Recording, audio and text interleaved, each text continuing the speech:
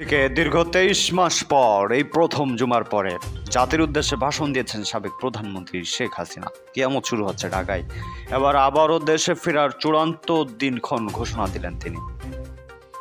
বাকশাল বাকশাল করে গালি দেয়। তিনি তো বাংলাদেশ কৃষক শ্রমিক আওয়ামী লীগ গঠন করেছিলেন এবং যত রাজনৈতিক দল ছিল সব দলকে ঐক্যবদ্ধ করে অর্থনৈতিক মুক্তি, অর্থনৈতিক উন্নয়নের জন্য তিনি কাজ। আমাদের প্রধানমন্ত্রীর ভারত সফর এবং শেখ হাসিনার দেশে ফেরা এই ইস্যুতে নানা রকমের আলোচনা যখন চলছে, তখন কলকাতায় একটা বড় ঘটনা ঘটেছে।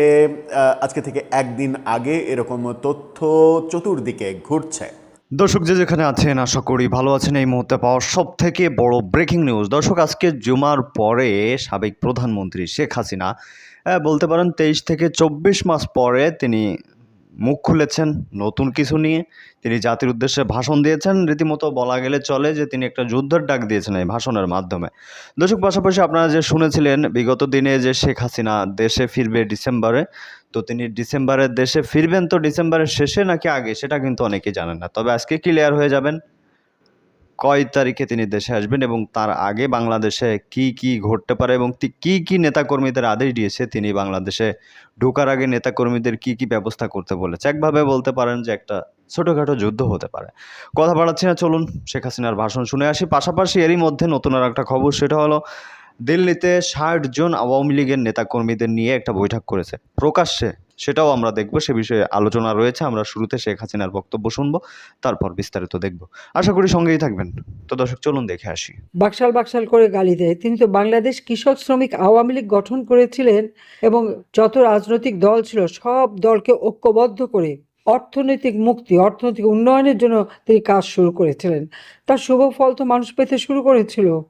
যেখানে একটা যুদ্ধবিধ্বস্ত দেশ, কারেন্সি নোট নাই, সেখানে কোনো রিজার্ভ ছিল না, যুদ্ধকালীন সময়ে কোনো ফসল উৎপাদন হয়নি, শূন্য থেকে যাত্রা শুরু করে মাত্র 3 বছর 7 মাসের মধ্যেই বাংলাদেশকে স্বল্পোন্নত দেশে উন্নীত করেন, জাতিসংঘ স্বীকৃতি দেয়।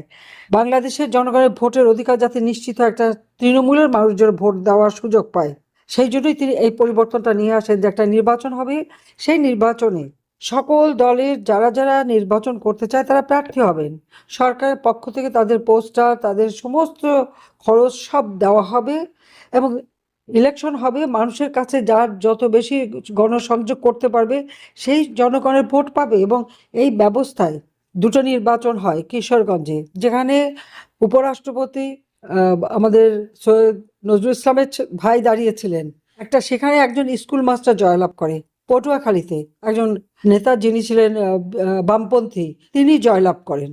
এই যে ব্যবস্থাটা, তৃণমূল মানুষকে যে ক্ষমতাসীন করা এবং থানা কাউন্সিল গঠন করে তার অধীনে সমস্ত ডেভেলপমেন্টের কাজ, এবং বাংলাদেশকে তিনি সমস্ত মহকুমাগুলিকে তিনি জেলায় রূপান্তর করেন এবং জেলা গভর্নর নিয়োগ করেন। এবং এই গভর্নর নিয়োগ তাদের ট্রেনিংও হচ্ছিল। তার মাধ্যমে ওই জেলার কি কি উন্নতি হবে তারাই পরিকল্পনা করবেন, তারা বাস্তবায়ন করবেন। সরকার সব রকমের সহযোগিতা করবেন। জাতির পিতা বলেছিলেন যে আমি 3টা বছর এই সিস্টেম করে একটা নির্বাচন দিয়ে তারপর আবার আমরা সংসদীয় গণতন্ত্রটাকে আরো শক্তিশালী করে দেব। তৃণমূলের মানুষ যখন চলে আসবে সংসদে, ওই সাধারণ মানুষের কথা বলার লোক আসবে। ওই টাকা পয়সা অস্ত্র লাঠি দিয়ে আর কেউ পার্লামেন্টে বসতে পারবে না। গ্রাম থেকে মানুষ চলে আসবে। এই সিস্টেমটা করাটা কি অন্যায় ছিল না? এটাই কি একটা অপরাধ ছিল? সেটাকে কত বিকৃতভাবে অপপ্রচার করে মানুষকে সন্দেহন করে যে উনি একদলীয় ব্যবস্থা। একদল হয় কি, একদল তো আওয়ামী লীগই ছিল, কিন্তু সকল দলের সমন্বয়ে এই বাংলাদেশ কৃষক শ্রমিক আওয়ামী লীগ, যেটাকে বাকশাল বাকশাল বলে গালি দেয়, সেটা করেছিলেন। সেই ব্যাখ্যাটা না দিয়ে মানুষকে বিভ্রান্ত করা, এটাই ছিল একটা চক্রান্ত। কারণ আমাদের মুক্তিযুদ্ধ চলাকালীন সময় পাকিস্তানি হানাদার বাহিনী আলবদর রাজাকার আল শামস বাহিনী গড়ে তোলে।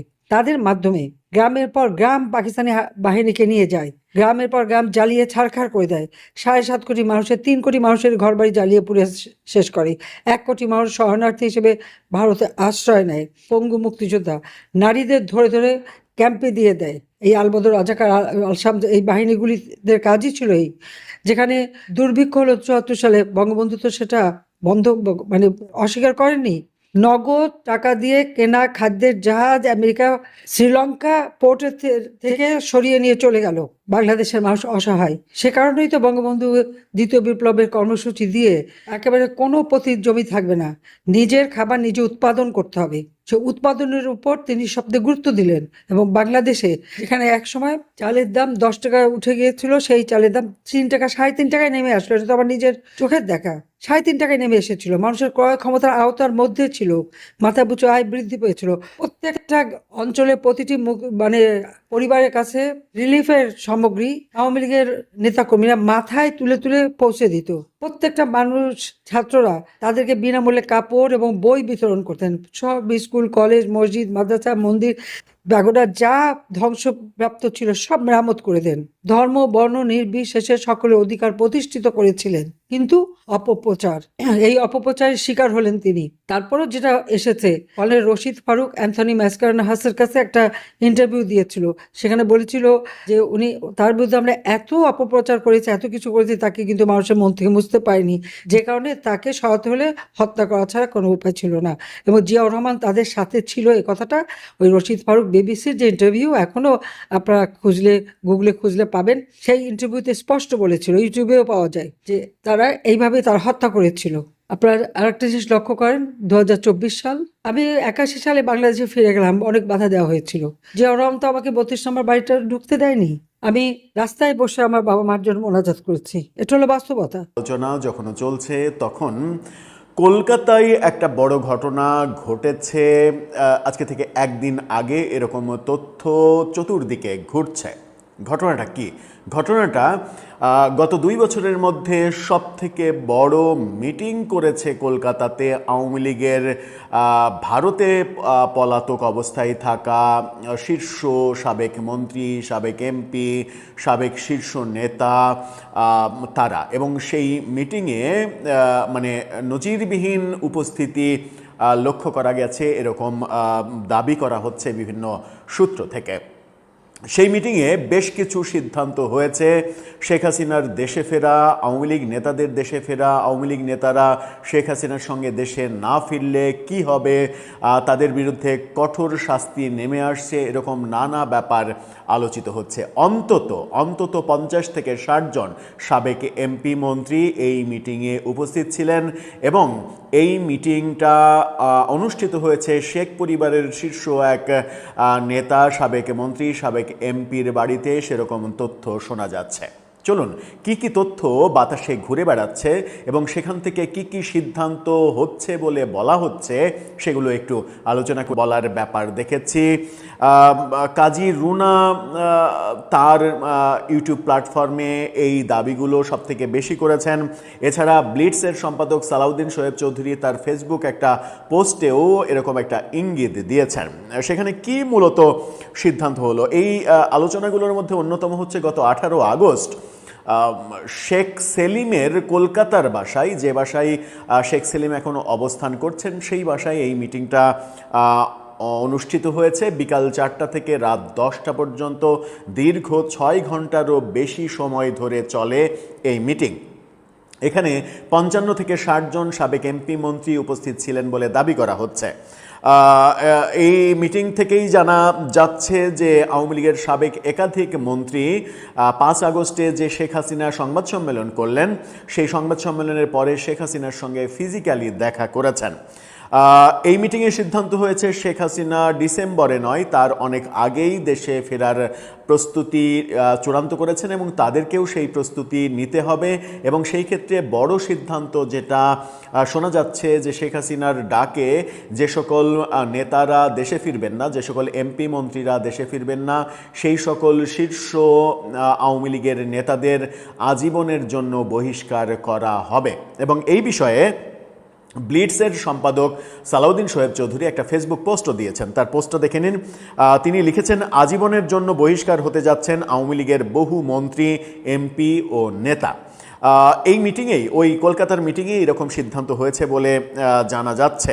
ডিসেম্বরের আগেই ফেরার সিদ্ধান্ত চূড়ান্ত এবং সবাইকে প্রস্তুত থাকার জন্য বলা হয়েছে। বেশিরভাগই যেহেতু অন্তত 120 জনের বেশি শীর্ষ আওয়ামী লীগের শীর্ষ নেতা, এমপি, মন্ত্রী, সাবেক আমলা, তারা কলকাতায় অবস্থান করছেন বলেও বিভিন্ন সূত্র বলছে। 5 আগস্টের যে সংবাদ সম্মেলন, সেই সংবাদ সম্মেলনটা ঠেকানোর জন্য, সেটা যেন না হতে পারে, সে ব্যাপারে তো বাংলাদেশের উদ্বেগ ছিলই। বাংলাদেশ আনুষ্ঠানিকভাবে ভারতকে জানিয়েছে, তার বাইরেও আন্তর্জাতিকভাবে কূটনৈতিক পদ্ধতিতে এই সংবাদ সম্মেলন বানচাল করার অনেক চেষ্টা হয়েছে বলেও সেই মিটিংয়ে আলোচিত হয়েছে।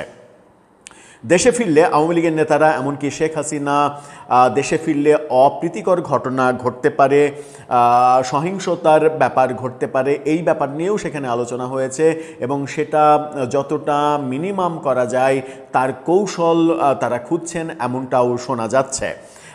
এই মিটিংয়ে সিদ্ধান্ত হয়েছে যে শেখ হাসিনা দেশে ফেরার দিন সারা দেশে প্রতিটা ইউনিয়ন থেকে অন্তত 10,000 আওয়ামী লীগের নেতা কর্মী যোগ দেবেন এবং যোগ দেওয়াটা নিশ্চিত করতে আওয়ামী লীগের বিভিন্ন পর্যায়ের নেতাদের বিশেষ করে দায়িত্ব দেওয়া হচ্ছে।